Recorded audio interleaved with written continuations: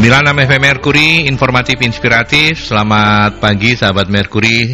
Halo sahabat YouTube, kita jumpa kembali bersama talk show Solusi Bisnis dan Sumber Daya Manusia. Ada teman-teman dari Magnet Solusi Integra MSC Consulting yang menjadi narasumber tetap kita. Dan hari ini juga ada narasumber tamunya. Saya menyapa dulu yang punya acara ini. Saya kan cuma menghantarkannya saja. Ibu Novi, selamat pagi. Selamat pagi Mas Aldi, salam sehat. Salam sehat, selamat menjalankan ibadah puasa. Terima kasih banyak. Sengaja tidak ada apa-apa supaya nggak lupa. Supaya nggak lupa, betul. Lupa bahaya. Takutnya ini khilaf. Iya, takutnya saya membuat orang mokel. Apa mokel itu ya? Batal puasa. Batal gitu ya. Puasa, sehat ya. Selalu Bu Novi ya. Ya, alhamdulillah. Mas Baik. Aldi juga selalu sehat. Amin, amin, amin. Saya dan teman-teman di Mercury juga sehat. Dan hari ini ada teman baru juga, tapi saya karena Ramadan saya nggak akan gojloki. Namanya cuman dikenalkan tadi Ucit gitu ya. Iya. Iya, Ucit Pak. Ucit ya, namanya Ucit aja gitu ya. Ucit aja. Ucit aja. Oke, Mbak Ucit apa kabar? Sehat? Iya, puji Tuhan sehat. Puji Tuhan ya. Lahir dan batin. Lahir dan batin luar biasa. MSC memang sangat bisa membuat orang menjadi sehat, tidak hanya lahir tetapi batinnya juga. Betul Pak, betul. Mbak Ucit, selamat datang di perbincangan hari ini. Dan pagi hari ini kita akan ngobrolin tentang learning and development. Benar Bu Novi ya? Iya, betul Mas. Oke, dan tamu kita siapa Bu Novi? Tamu kita adalah Mbak Andini Perwitasari. Beliau Andina ya.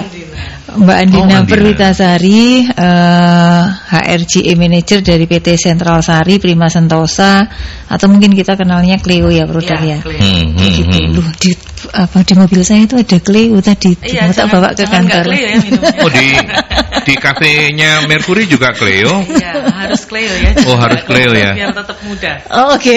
Nah, saya nggak akan nanya kenapa nggak bawa Cleo, karena pasti lo kan Ramadan. Iya. Padahal ya nggak bawa memang. Mbak Andani apa kabar? Mbak Andina apa kabar?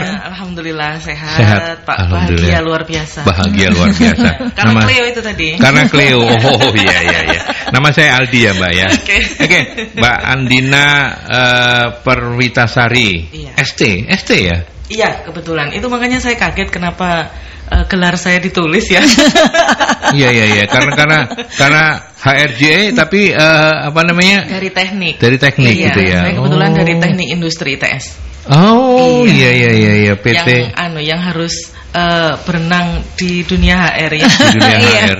Ngomong-ngomong sudah cukup lama di dunia HR. Saya ini tahun ke berapa? Tahun ke-10 saya ya ada di dunia HR. Sebelumnya memang muter-muter gitu ya, tapi cita-citanya memang di sini gitu. Cita-citanya memang dari dulu di HR. Di HR. Berarti kuliahnya yang kesasar ya? Bukan, memang saya tidak diizinkan kuliah di psikologi dulu. Oh, siapa nama ayahnya? Bukan ayah saya yang tidak mengizinkan. Oh, bukan ibu. Bukan. Jadi waktu SMA itu kan ada kayak guru BP ya. Oh, BP. berapa nomornya tak teleponnya? Gitu ya. Ibu salah loh. Iya. Oh, kenapa? Waktu itu menurut beliaunya, waktu kan kalau di SMA itu waktu akhir-akhir sekolah itu kan ada penjurusan ya, gitu, ada minat bakat ya. Gitu ya. Nah, waktu minat bakat itu saya memang milihnya psikologi dan psikologi UI dan psikologi UNER waktu itu. Nah, saya dipanggil, Andin, kenapa kamu mau masuk psikologi? Saya pengen jadi orang HR Pak. Gitu. Jangan masuk psikologi. Kenapa Pak? Gitu. Loh, kenapa Pak nggak masuk psikologi? Nanti kamu belajar cuman satu fokus gitu ya. Oh, benar juga sih ya. Iya, cuman belajar satu fokus. Jangan, kamu nanti kok belajar satu fokus, kamu tuh orangnya bosenan kalau belajar satu fokus. Belajar yang banyak, yang nanti bisa jadi helikopter view begitu. Oke, dan hari ini minimal capung lah ya, belum helikopter tapi capung view lah ya. Oke, selamat datang. PT Sentral Sari Prima Sentosa, atau yang kita kenal dengan produknya tadi sudah dikenalin Cleo. So far so good? Alhamdulillah so far so good, ini tahun ketiga saya di situ. Tahun ketiga ya. Iya. Bisnis juga jalan lancar, Mbak? Kalau di air karena bahan pokok ya, jadi kemarin alhamdulillah tidak terlalu berimpact karena orang gimana pun mau pandemi juga butuh minum ya. Butuh minum ya. Malah justru kemarin kita di pandemi itu omsetnya sangat luar biasa. Karena orang butuh minuman-minuman yang lebih menyehatkan atau apa begitu ya. Karena kan jadi promo ini saya ya. Apa-apa boleh, gitu tapi ya. Jangan panjang-panjang. Kalau panjang nanti sesinya berbeda. Intinya badan manusia tidak butuh mineral dari air. Cleo ini yang mengakomodir itu. Gitu ya. Oke. Dan ketika pandemi juga tidak sempat mengalami penurunan omset kah atau apa? Kalau penurunan omset di awal-awal mungkin sedikit semua. Ya. Sedikit ya. Saja. Impactnya sedikit saja di kami ya. Karena kebetulan waktu PPKM, waktu PSBB kan gitu ya, kami tidak termasuk di perusahaan yang kena impact itu gitu. Kami tetap bisa berjalan. Oke. Baik. Saat itu ini ya kan hotel, restoran itu kan banyak yang rumah sakit tutup. Tapi kan naik ini.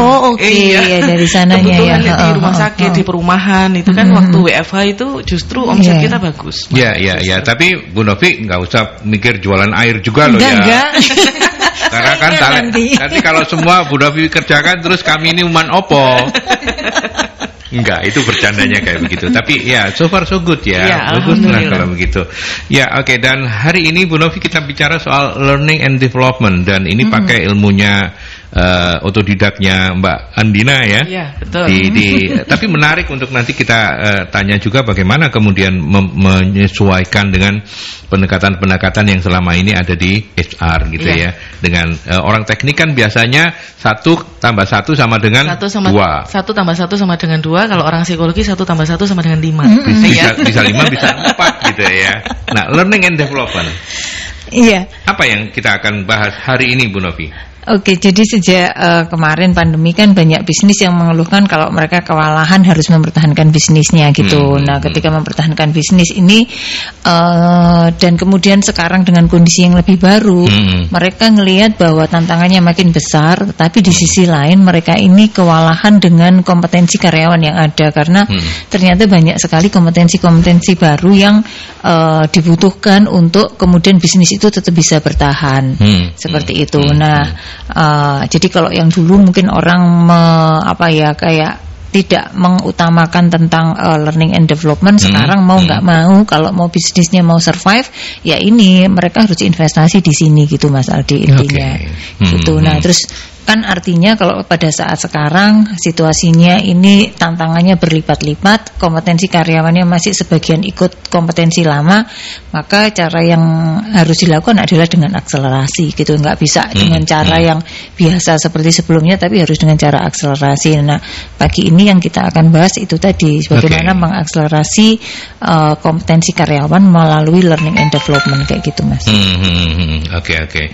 Berarti memang ada pergeseran konsep learning and development sebelum dan sesudah pandemik pastinya ya. Ya. Dan ketika itu harus diimplementasikan di pekerjaan atau perusahaan, seperti apa yang pertama kali harus diperhatikan, Ucit? Kalau learning and development mau diimplementasikan ke dalam pekerjaan ya Pak ya, mungkin bisa dengan mengetahui dulu kompetensi apa sih yang dibutuhkan untuk menyelesaikan suatu pekerjaan tersebut gitu. Terus juga bisa diukur dulu atau dievaluasi dulu sebagai pemegang jabatan ini sudah cukup mumpuni nggak dengan kompetensi yang dibutuhkan untuk mengemban tugasnya itu tadi. That's why kalau misalnya dirasa ada gap, itu bisa dilakukan untuk analisa untuk kebutuhan learning and development-nya. Seperti itu sih Pak kalau implementasi. Kalau di perusahaan di tempatnya Mbak Andina. Iya. Artinya kan tidak ada penurunan omset yang signifikan. Betul. Gitu ya. Jadi pos pandemi ini buat Sentral Sari Prima Sentosa ya nggak terlalu ngefek apa-apa. Nah, tapi apakah kemudian learning and development-nya juga tetap harus ini? Karena pola kerjanya juga memang omset nggak turun, tapi kan harus ada WFH, harus ada WFO yang ditata sedemikian rupa. Gimana Mbak Andina? Waktu itu yang jadi kendala adalah biasanya kalau kita bicara development, kita bicaranya training ya. Training. Nah, waktu itu di awal sebelum pandemi, kebetulan Februari 2020 itu saya baru pulang dari Yogyakarta. Itu kan masih pandemi masih awal ya. Itu saya baru pulang dari Yogyakarta untuk program sertifikasi kepala cabang. Jadi development di tempat kita itu memang cukup kebetulan direkturnya cukup support ya untuk itu, dan memang konsentrasinya memang di sana. Karena kalau kita bicara sales, karena di Sentral Sari ini, di SPS ini kan komersil. Bukan manufakturnya. Ya, kalau manufakturnya di Sariguna ya. Komersilnya. Jadi ya justru yang ada di garda depan gitu ya. Teman-teman yang di garda depan ini harus kita perhatikan betul. Karena bagaimana mereka kalau kita bicara waktu pandemi itu, gimana mereka harus menghadapi penolakan kan begitu ya. Gimana mereka harus mencari pasar-pasar baru, yang mana toko-toko itu banyak yang tutup kan gitu ya. Nah, itu yang justru kita berikan trainingnya. Memang U-turn-nya cukup perputarannya, muternya cukup jauh. Kalau dulu mereka belum akrab dengan teman-teman sales tuh, belum akrab dengan gadget gitu ya, belum akrab dengan training online gitu ya. Waktu di pandemi awal itu kita langsung belokkan itu. Jadi betul-betul pakai training online setiap minggu kita berikan. Waktu itu direkturnya bilang sama saya, Bu Andin, rasanya sekarang ini yang kita butuhkan untuk teman-teman di develop ini semangatnya. Kalau masalah kapabilitasnya kita nggak perlu ragukan teman-teman di depan, di garda depan ini. Cuman yang kita butuh pompa gitu kan, butuh pompa waktu di pandemi itu adalah bagaimana mereka menghadapi kondisi PPKM. Karena tidak semua karyawan akan punya semangat yang sama. Betul. Tidak punya karyawan punya daya juang yang sama. Kan gitu. Nah, itu yang itu waktu itu kebutuhan yang kita lihat bahwa, kebutuhan training yang kita lihat bahwa ini yang dibutuhkan banget nih. Gimana memompa mereka, gimana support mereka dari belakang. Apa yang bisa kita support? Kalau HR ini kan sifatnya supporting ya. HR ini sifatnya supporting. Jadi apa yang bisa kita support dari sisi HR untuk teman-teman bisa berjuang di depan supaya menghadapi PSBB, menghadapi PPKM ini dalam tanda kutip tuh ngelesnya bisa aja gitu loh. Oh, di sana PPKM nih, di sana PSBB nih, ditutup nih. Gimana nih aku bisa ke sana nih kan gitu. Itu yang waktu itu kita jalankan sekitar 6 sampai 8 bulan mungkin ya. Training itu. Jadi setiap minggu kita pompa itu. Setiap minggu kita Untuk berapa orang itu? Untuk semuanya, Pak. Untuk semuanya, maksudnya di wilayahnya di mana aja itu ya? Kan kita sekarang ini kalau Mbak Andina membawahi seluruh Indonesia. Oh, seluruh Indonesia ya? Seluruh Indonesia. Kami saat ini kemarin waktu pandemi itu justru kami growth ya, asalnya 2020 itu 119 kantor cabang gitu ya. Di 2021 kita growth hampir 200 kantor cabang. Oh, cukup banyak ya. Iya, jadi sekitar 3.000 karyawan kita sekarang. 3.000 karyawan. Kalau Sentral Sari Prima Sentosa pusatnya di Surabaya emang? Di Gedangan, Pak. Oh, di Sidoarjo ya. Iya. Bapak tahu depan depo bangunan itu? Itu di situ kita pusatnya. Di depannya ya. Kalau pabrik manufacturing di mana? Kalau manufaktur macam-macam kita ada 27 pabrik setahu saya sampai saat ini gitu ya. Ada di Ngoro, ada di Pandaan, kemudian ada di Citerep, ada di Garut kalau saya nggak salah ingat. Jadi ini memang lokal Jawa Timur ya. Betul. Grupnya ini grupnya Tankop. Oh. Iya, grupnya Tankop. Ya. Oke. Baik. Nanti kita lanjutkan. Kita break dulu ya ke pesan-pesan. Silakan untuk Anda manfaatkan juga sharing di 0315620096 atau juga melalui WhatsApp di 08130196.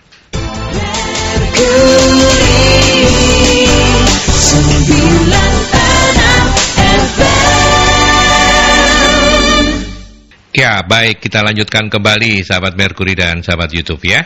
Tadi kita sudah hari ini kita bicara soal learning and development dan di era yang boleh disebut sebagai post pandemi ini, ternyata tadi sudah dengar ceritanya Mbak Andina dari PT SPS ya, produsen Clio, bahwa ternyata memang benar perusahaan mau iya Bu Novi ya, perusahaan mau apalagi omsetnya turun ya, bahkan yang stabil dan bahkan bertumbuh seperti Clio saja, SPS saja memandang perlu bahwa training itu keniscayaan begitu yang harus dilakukan. Karena gitu ya. Situasinya saat itu memang menuntut kita ini harus berubah cara gitu kan Mas. Harus agile. Iya, harus agile. Harus agile, betul.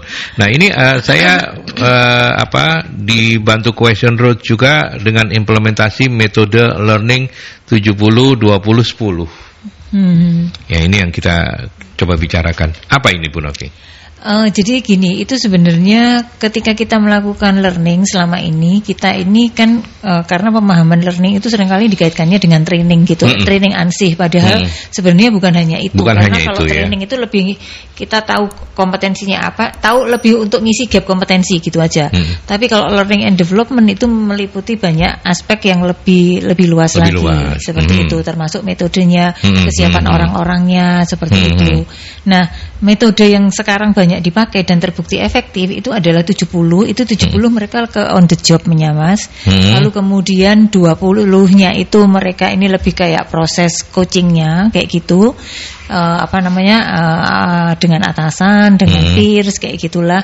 Terus kemudian 10% itu kelasnya gitu. Jadi kalau selama ini kita ngelihat bahwa kebanyakan training-training itu kan kelasnya yang didulukan gitu. Jadi nganggap bahwa kalau pelatihan ya mayoritas ya harus kelasnya yang lebih banyak kayak gitu. Bahkan selesai pelatihan mungkin tidak ada evaluasi, tidak ada tindak lanjut dan sebagainya kayak gitu.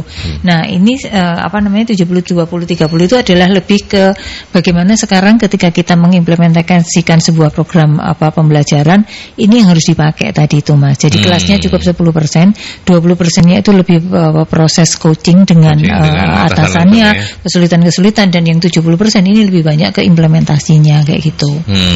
Jadi implementasi ini dalam implementasi itu on the job Mas. Jadi prakteknya gitu. Atau kalau enggak prakteknya assignment yang project khusus yang kita berikan ke dia untuk kemudian dia bisa menguasai pekerjaan itu. Biasanya kan kita akan meminta dia untuk menguasai satu skill tertentu yang berkaitan dengan pekerjaan. Nah, 70%-nya itu lebih banyak kayak dikasih assignment atau project kayak gitu Mas. Karena itu yang akan menggerakkan semua kompetensi orang gitu, baik dari dia knowledge-nya, kemudian skill-nya, juga attitude atau perilaku yang diharapkan untuk pekerjaan itu. Oke, menarik ya. Nanti kita dalami juga. Ucit mau komen soal 70-20-10? Ya itu terkait dengan zaman sekarang itu juga orang-orang, ini kebetulan juga kemarin saya penelitian waktu kuliahnya itu tentang interpersonal di dalam lingkungan kerja. Justru itu yang mempengaruhi orang untuk produktif atau engage dengan company itu justru adalah hubungan interpersonal dia gitu. Jadi mungkin bisa di bagian coaching itu tadi dengan mentornya di perusahaan atau dengan rekan kerjanya. Jadi itu lebih ke mungkin dari hati ke hati lebih masuk gitu kalau untuk transfer ilmunya, seperti itu sih kalau Ya, nah di saat kondisi bisnis belum sepenuhnya pulih, tidak semua perusahaan seberuntung Cleo dan beberapa perusahaan lain yang tidak mengalami penurunan cukup banyak, tapi banyak yang berdarah-darah dalam tanda petik. Betul. Nah, bagaimana kemudian mengatasi atau strateginya untuk budgetingnya agar konsistensi dari implementasi learning and development itu tetap bisa dijalankan begitu kalau menurut Anda? Kalau menurut kita itu bisa dengan mengubah metodenya. Mungkin yang dari awalnya itu konvensional baik kelas atau apa yang itu mungkin akan cenderung memberikan cost yang lebih besar daripada kita sekarang untuk mengganti online training gitu Pak. Itu udah sedikit banyak untuk bisa untuk efisiensi budget seperti itu. Juga perlu diketahui juga untuk training dan development ini tidak melulu harus bayar gitu Pak. Jadi bisa dengan tadi mentor itu atasan langsung gitu, bukan khusus. Maksudnya nggak bayar tuh ngutang dulu apa gitu? Nggak harus membayar vendor untuk training gitu. Jadi nanti MSI nggak laku ya apa kamu ngomong kayak gitu? Tidak selalu, tapi MSI itu sangat menyediakan yang core gitu Pak. Iklan ini jadinya. Lo nggak apa-apa. Bu Novi ini iklan banyak, nggak pernah bayar kok. Waduh. Ya, artinya strateginya salah satunya itu ya. Bisa. Tidak terlalu. Bu Novi mau menambahkan mungkin?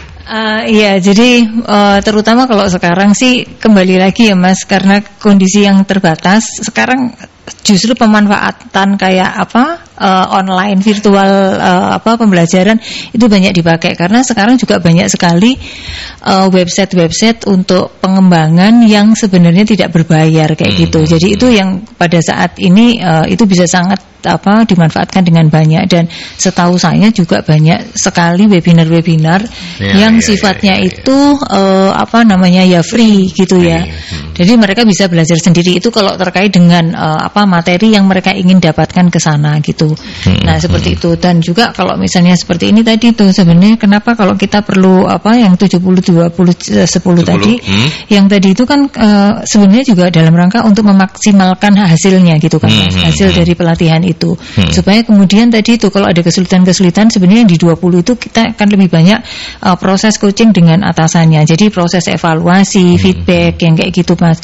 Sehingga keberhasilannya itu lebih cepat dibandingkan hanya kita duduk di dalam kelas seperti itu, terus kemudian hanya dengan teori-teori saja gitu, yang lebih banyak ke knowledge-nya. Jadi tadi itu dengan cara seperti itu bisa dilakukan. Kayak gitu. Saya ke Mbak Andina. Mbak Andina, 70 20 10 diimplementasikan juga kah di SPS atau dikembangkan lagi dalam bentuk yang lain, seperti apa? Kalau sebutan 70 20 10 ini saya melihatnya seperti ini, knowledge, skill dan attitude. Nah, jadi kalau di tempat kita gitu ya 70 20 10 ini mau sudah lama sekali diterapkan. Hanya tidak disebut itu. Hanya tidak disebut itu. Disebut berapa? 10, 20, 30, 40, 50. Tidak disebutkan itu gitu ya. Esensinya begitu gitu ya. Karena kan kalau kita bicara dunia sales gitu ya, mereka akan lebih banyak di luar daripada di kelas. Karena kalau di kelas itu lebih ke ilmu baru apa sih yang mau mereka ambil gitu ya. Dan pendampingan dari atasan, kemudian care-nya atasan ke bawahan gitu ya. Melihat bahwa sekarang saya punya ada 10 sales misalnya. Dari 10 sales ini berapa orang yang nggak nyampe targetnya, atau sedikit lagi sampai gitu ya. Nah, coaching seperti apa yang diperlukan sama si sales ini? Nah, itu yang sekarang kita sedang terapkan itu. Sudah lama kita terapkan itu. Jadi sebenarnya. Artinya bisa sama-sama sales berapa tadi jumlahnya 3.000 ya? Kalau secara nasional ya. Iya. 3.000 itu bisa dipilah-pilah juga ya. Betul. Sekian persennya ini lebih butuh ini ya, sekian persennya lebih butuh pendampingan kan begitu, karena kan di masing-masing area mereka punya namanya regional manager ya. Nah, regional manager inilah yang bertugas untuk melihat bahwa Bu Andin dari sekian sales saya, meskipun dari kita support ya, pasti support datanya, pasti support fasilitasnya kan begitu ya. Pak, dari sekian sales yang Bapak punya, ini yang baru sekian orang nih. Yang baru sekian orang ini sudah pasti kita di awal pasti trainingnya sudah semua bleng gitu kan, kita kasih semua kan gitu, karena kan orang baru ya, kaitannya sama budaya, kaitannya sama skill yang harus mereka punya yang mungkin tidak sama dengan perusahaan sebelumnya kan gitu ya. Itu di awal. Kemudian nanti setelah 3 bulan kita evaluasi lagi. Dari setelah training ini, sebelum training biasanya seminggu sebelum training mereka kan di lapangan dulu. Di lapangan dulu, kemudian setelah di lapangan kita akan lihat berapa sih pencapaiannya dia selama seminggu. Ternyata pencapaian selama seminggu sekian nih gitu. Let's say misalnya 100 juta nih gitu ya. Setelah itu, setelah seminggu kita training mereka in class. Nah, mereka in class, mereka direview gitu kan ya. Setelah itu kita lihat setelah training 2-3 bulan setelah training kita lihat, ternyata setelah training, setelah skill yang mereka tahu, knowledge-nya mereka tahu, skill-nya mereka tahu gitu ya, ternyata growth nih, naik nih, berapa persen yang naik? Nah, sekian persen yang naik. Nah, sekian persen yang naik ini kemudian berikutnya adalah attitude. Ya, jadi bertahap begitu bertahap, betul-betul bertahap. Jadi yang di awal mungkin secara general dulu, nanti kemudian pendalamannya lebih ke attitude. Tapi ketika mereka sudah menjadi karyawan tetap begitu, bisa jadi di perjalanan kebutuhannya beda-beda. Beda lagi. Jadi tergantung. Ini anak nih mulai menggok-menggok attitude-nya gitu, maka trainingnya itu. Iya, beda. Gitu ya. Biasanya, kenapa? Jadi kalau misalnya untuk teman-teman yang sudah di atas 1 tahun gitu ya, kita petakan lagi. Oh, yang mereka butuhkan training apa? Jadi kita lihat, kalau di sales kan lebih gampang ya ngelihatnya, karena kelihatan. Ukurannya kelihatan. Iya, tangible ya. Tangible. Jadi bukan seperti seorang misalnya penyiar. Ini saya enggak ngomong ya Pak. Penyiar ini bolak-balik ya pancet aja gitu loh. Tidak seperti orang back office ya, gitu ya. Kalau orang back office itu kan lebih tidak kelihatan hasilnya gitu kan, tapi lebih ke mereka butuh bukan bisa jadi kebutuhannya bukan hanya skillnya. Tapi lebih butuh attitude-nya misalnya, karena mereka nggak terlalu banyak ketemu orang gitu. Kalau sales kan ketemu orang ya setiap hari, mereka diasah untuk ketemu orang gimana menghadapi si A si B gitu kan. Itu Pak. Ya, gitu. Kalau di SPS sendiri seberapa besar persentase itu dilakukan secara in-house begitu ya, dan mengundang atau diikutkan di pelatihan-pelatihan yang ada? Kalau kita selama ini Pak ya, selama ini 90% in-house. Oh, berarti MSI cuma dapat 10%. Bukan besar, 10% dari 10% dari 3.000 ya. Oh. 90% dan hampir kemarin waktu di pandemi 15 po, Mbak. Kok jadi kayak ini pasar atom nawar. Iya. Oh, sebagian besar 90% in-house training. Iya, 90% in-house training. Malah justru kita untuk yang apa namanya kita pakai vendor itu kecil sekali. Untuk teman-teman sales itu mereka betul-betul totally in-house malahan. Karena lebih bisa disesuaikan dengan kebutuhannya ya.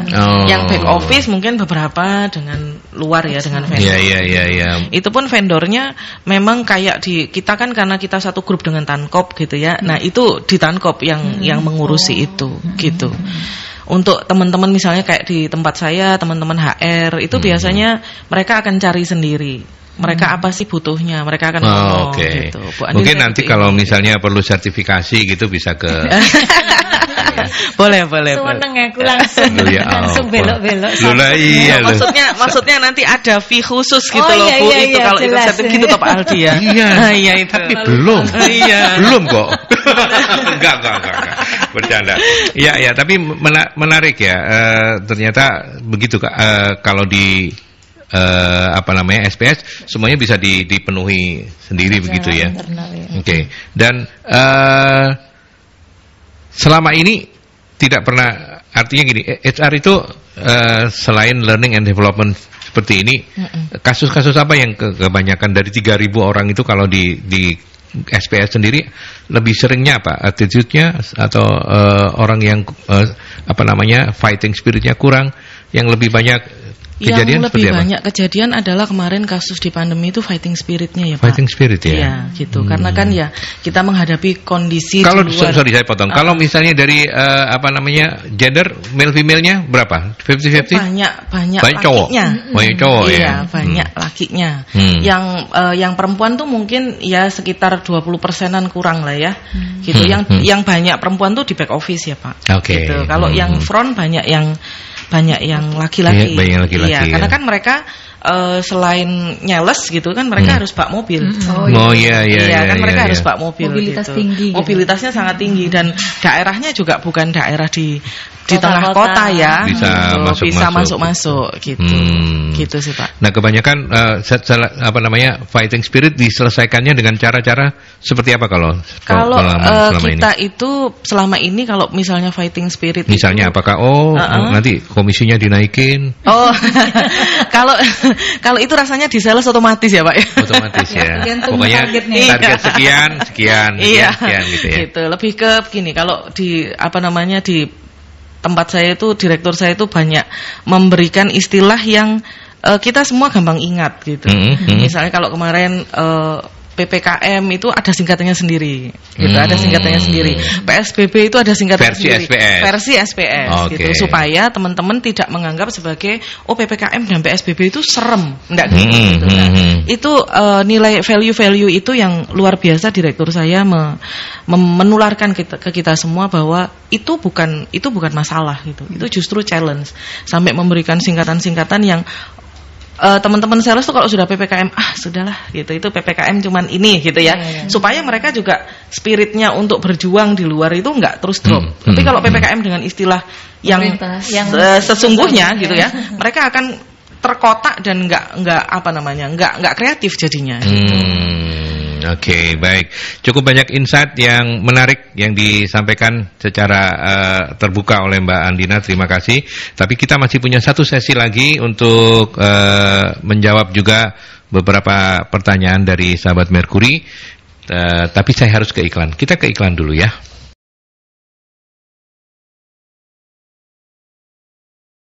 Oke, baik. Ya, tadi kita ngobrol-ngobrol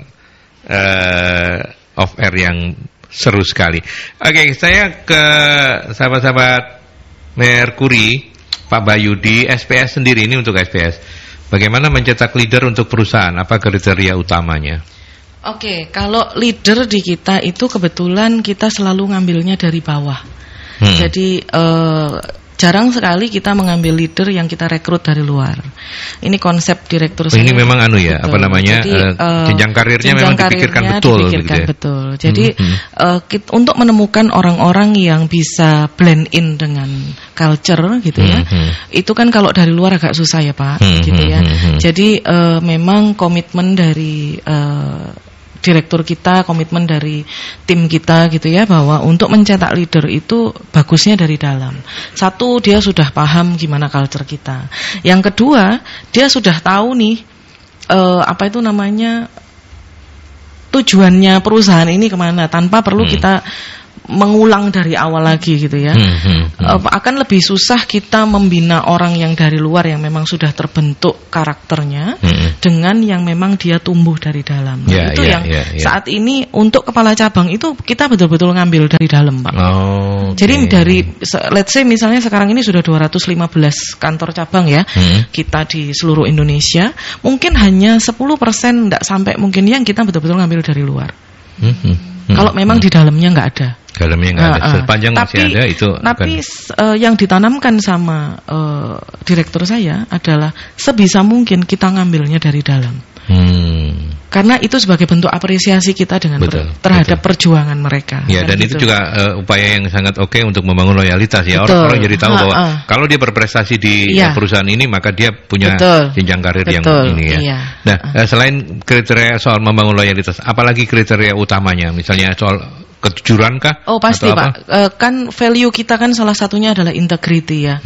Nah, kalau bisa dibayangkan 200 lebih kantor cabang dengan integritas yang rendah itu bisa mabuk.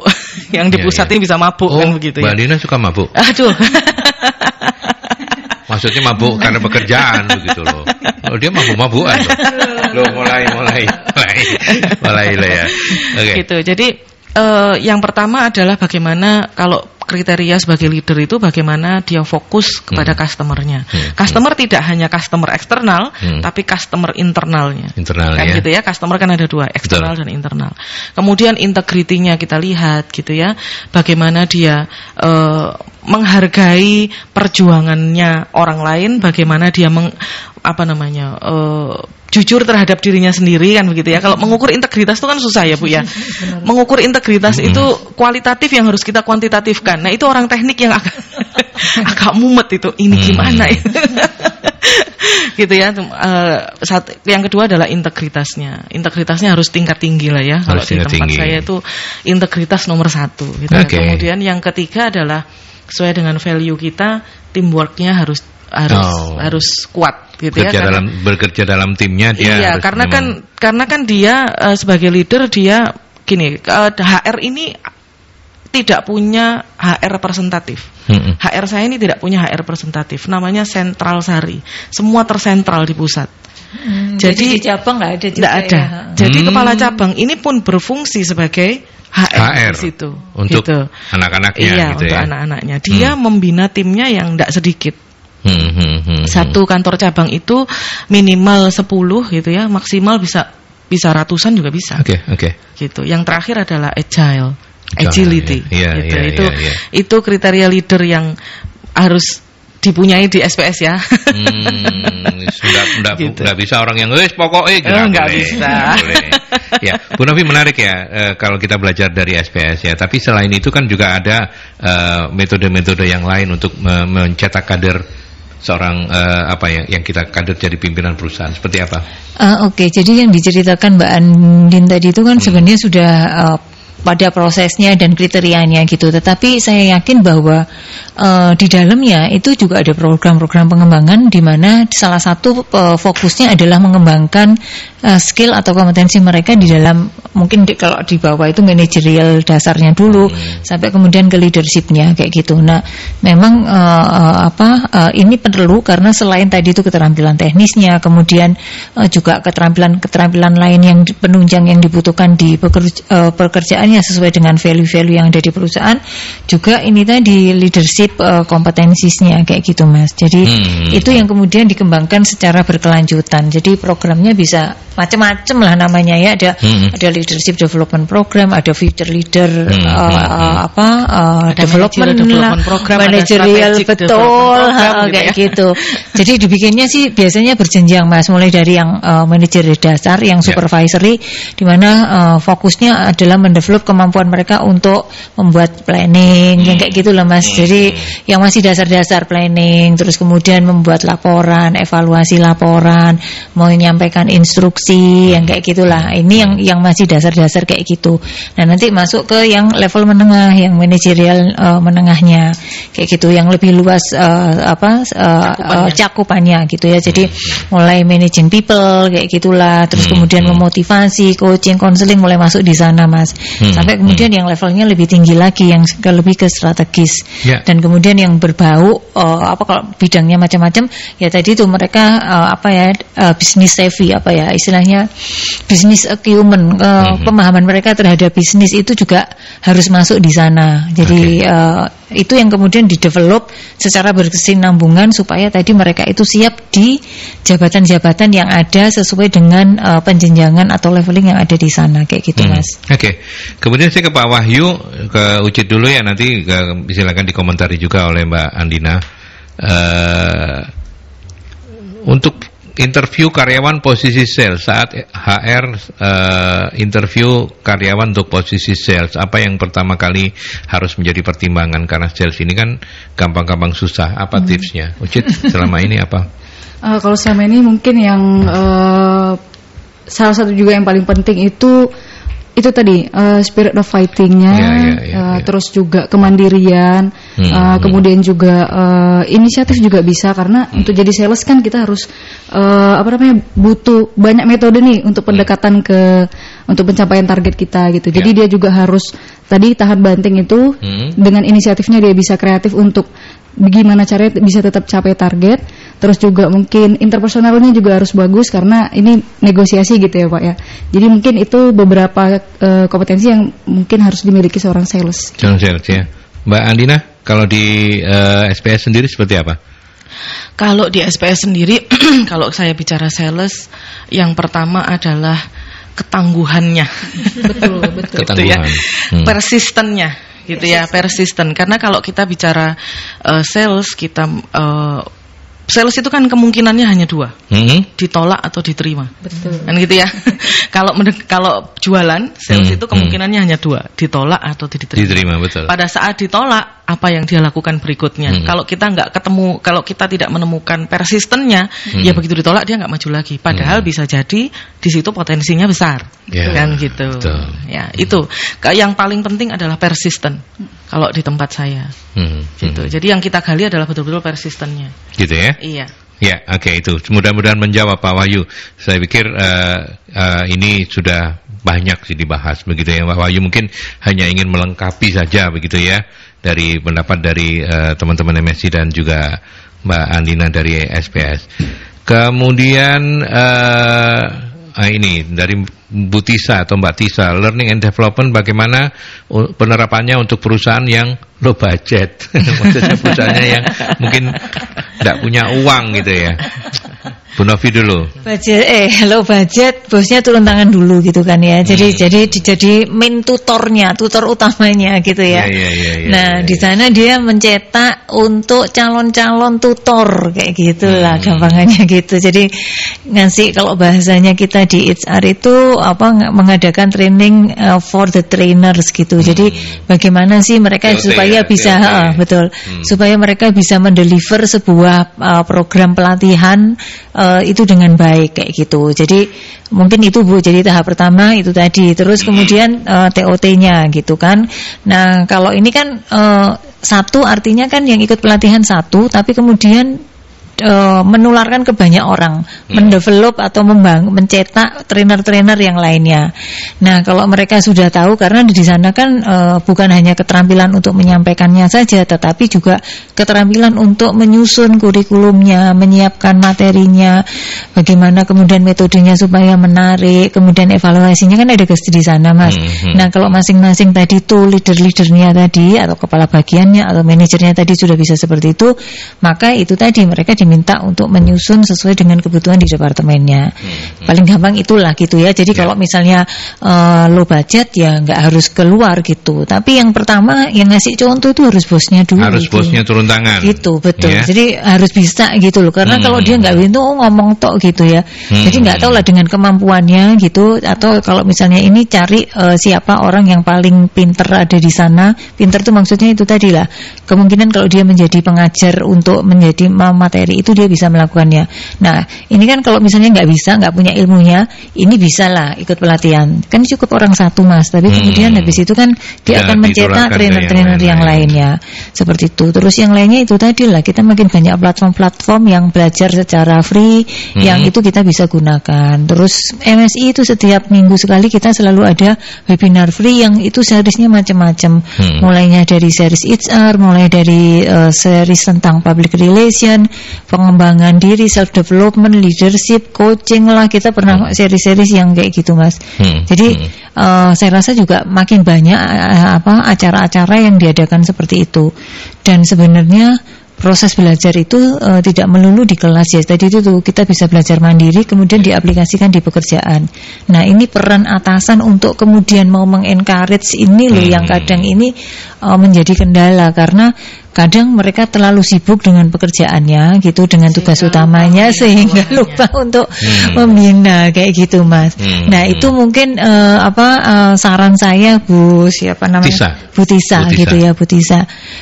Saran saya seperti itu supaya kemudian yaitu tadi budgetnya bisa dipangkas lah gitu. Ya, artinya tidak ada alasan untuk tidak melakukan learning and development. Iya, kalau sekarang udah nggak bisa ditawar, Mas, nggak bisa ditawar. Jadi artinya kemampuan-kemampuan yang baru itu dibutuhkan dan kita nggak bisa meminta tim kita itu suruh belajar sendiri gitu loh. Kalau nggak kita yang harus ada gitu. Encourage ya. Iya, betul. Iya. Oke, Mbak Andina, apakah in-house training itu bisa memangkas budget tidak sebesar kalau misalnya kita menggunakan vendor? Sangat, Pak ya, sangat. Karena kan itu artinya buat Bu Tisa itu pilihan yang bisa bisa diambil gitu ya. Karena kemarin waktu masa pandemi itu gitu ya, kita totally in house. Jadi kebetulan direktur saya itu selain dia seorang direktur gitu ya, kan dia adalah seorang trainer sejati, motivator sejati. Jadi beliau yang turun langsung ke bawah. Untuk untuk langsung menyentuh teman-teman yang ada di level sales. Justru itu sangat masuk ke teman-teman ya. Oh, leaderku mau turun ya. Gitu. Dan itu akhirnya dicontoh oleh layer-layer berikutnya. Nah, itu yang seperti yang dicontohkan Bu Novi tadi itu, bahwa memang bosnya harus turun. Bosnya harus turun, mau tidak mau bosnya harus turun, dan itu memang butuh komitmen dari seluruh eksekutif gitu ya, seluruh eksekutif, bahwa seorang eksekutif pun tidak hanya memerintah. Tapi dia pun harus mendampingi. Karena fungsinya eksekutif itu kalau di dalam keluarga itu seperti orang tua, kan gitu ya, seperti orang tua. Jadi dia yang harus melihat anaknya ini butuh apa sih. Dan itu justru lebih masuk daripada orang luar yang ngasih training kita. Itu yang terjadi di SPS. Jadi direkturnya betul-betul yang sampai ke bawah. Turun ke bawah begitu ya. Ya, meskipun sahabat-sahabat Merkuri jangan sampai salah paham. Tidak semua perusahaan punya bos keren SPS. Itulah kenapa MSI tetap harus hadir mengisi ruang kosong itu, begitu kan? Ya, masuk kan? Nah, itu loh cara-cara saya berjualan. Nah, ini sales loh saya ini, gitu ya. Oke. Persisten luar biasa, Pak Aldi ini. Oke, yang yang terakhir dari Pak Iksan, saya ke Mbak Andina, kemudian juga Mbak Uci, dan yang terakhir nanti ke Bu Novi. Pak Iksan menanyakan, dari tadi saya mendengarkan obrolan ini, saya simpulkan kalau learning and development itu ditujukan untuk karyawan. Betulkah ini hanya untuk karyawan? Bagaimana dengan jajaran eksekutif misalnya? Oh tidak. Jadi learning and development itu untuk semua elemen yang ada di dalam perusahaan. Pada saat kita mengosongkan gelas, kita harus bersiap menerima air yang baru, kan begitu ya. Jadi pada saat misalnya direktur saya turun untuk menularkan ilmunya, berarti direktur saya harus bersiap dengan ilmu yang baru yang nantinya dia akan tularkan, kan begitu. Jadi learning and development ini tidak hanya untuk karyawan, untuk jajaran eksekutif. Karena apa? Apa yang mereka tularkan butuh komitmen ya, butuh butuh konsistensi. Nah, belajar untuk berkomitmen, belajar untuk konsisten, itu pun tahap belajar. Jadi learning and development seperti yang tadi Bu Novi bilang, tidak hanya melulu mengenai training gitu kan ya, tapi bagaimana mereka mendevelop dirinya untuk bisa memahami orang lain, untuk bisa mendeliver ilmu, kan begitu. Bahwa dikatakan dia sebagai leader adalah dia bisa menghasilkan leader yang lain. Bagaimana dia sebagai dia pinter itu, orang pinter itu tidak bisa dikatakan pinter kalau dia tidak bisa membuat pintar orang lain. Tidak bisa memintarkan orang lain. Jadi tidak hanya jajaran karyawan ya Pak Iksan ya tadi ya, tapi semua elemen yang ada di dalam perusahaan itu wajib untuk belajar dan wajib untuk bertumbuh itu. Terima kasih Mbak Alina. Ucit? Mungkin sejalan dengan yang tadi. Udah boleh nyontoh. Bukan. Maksudnya gini. Iya, sabar gitu aja kok. Langsung ngegas loh Ucit ini loh. Medeni loh ya. Ya. Iya, yang tadi balik ke 70-20-10 itu tadi Pak, ada yang namanya coaching di situ ya Pak. Jadi mentoring di mana sebagai supervisor ataupun pemimpin manajernya juga itu butuh untuk kemampuan tadi training for trainersnya itu tadi. Di trainer di sini bukan sekedar di depan kelas untuk mengajar, bukan, tapi kemampuan dia untuk mengenali ini potensi karyawanku itu seperti apa dan apa sih yang dibutuhkannya dan bagaimana cara saya menyampaikan ini supaya karyawan saya ini paham dan mengimplementasikannya. Jadi mungkin di bagian above itu atau bagian atas itu butuh untuk training di situ. Jadi benar training atau learning development ini dibutuhkan all level gitu. All level ya. Jadi dikuatkan oleh Ucit apa yang disampaikan oleh Mbak Alina. Dan sekarang Bu Novi. Di beberapa perusahaan itu malah diwajibkan untuk level eksekutif juga untuk ikut ngajar gitu ya. Jadi mereka harus turun ke bawah untuk ngasih materi gitu, sharing dari pengalaman mereka kepada timnya seperti itu. Nah, tujuannya supaya itu tadi bahwa proses pembelajaran ini adalah milik semua dan semangat atau spirit untuk berbagi selalu pengetahuan, untuk mengupdate hal-hal yang baru itu tertular di semua lini organisasi gitu Mas. Jadi kan kadang merasa bahwa ini ada persepsi yang keliru kalau misalnya bahwa wis bos-bos itu wis pinter-pinter kayak gitu, wis gak usah di training gitu. Sebenarnya enggak, bosnya sendiri harus selalu belajar hal yang baru seperti kata Mbak Andin tadi gitu. Jadi bagaimana mereka belajar hal baru dengan situasi-situasi yang saat sekarang ini berubah, terutama wis ndak ada pilihan, bukan hanya karyawan yang belajar, saat bos-bosnya semua harus belajar gitu Mas. Kayak gitu sih. Ya, oke. Jadi saya tidak perlu menyimpulkan apa-apa. Learning and development itu ada sebuah keniscayaan, dan ketika bicara di level mana ini menjadi sebuah keniscayaan, kata Ucit all level ya. All level ya, oke. Baik, sahabat Merkuri, sahabat YouTube, sampai di sini perbincangan kita di talk show Solusi Bisnis dan Sumber Daya Manusia bersama Magnet Solusi Integra MSI Consulting yang hadir selalu untuk Anda di setiap hari Selasa pagi pukul 8 sampai 9. Kita berjumpa di perbincangan berikutnya dengan topik yang berbeda. Sampai jumpa.